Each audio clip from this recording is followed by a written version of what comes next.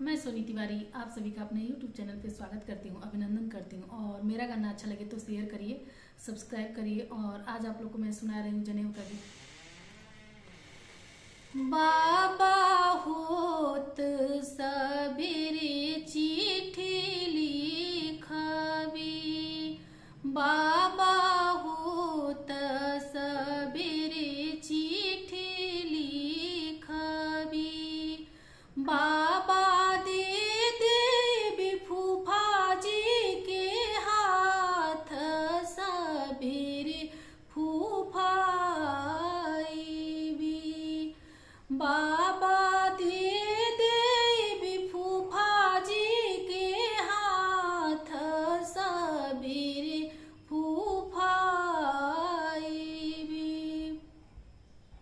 बाबू का तोहरे फूफाजी ले आईबी, बाबू का तोहरे फूफाजी ले आईबी, बाबू का तोहरे फूफाजी ले आईबी, तबेदी पर बेनाईबी, बाबा फूफा हमरे सूटवा ले आईबी,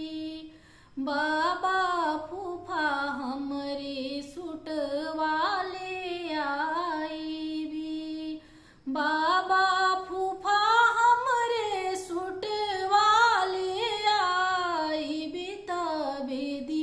पर बेनाईबी, बाबा होत सबेरे चिट्ठी लिखबी, बाबा होत सबेरे चिट्ठी लिखबी, बाबा दे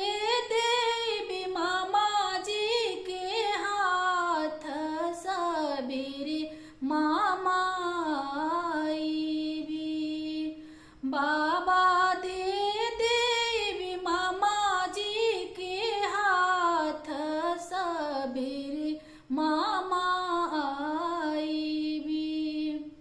बाबू का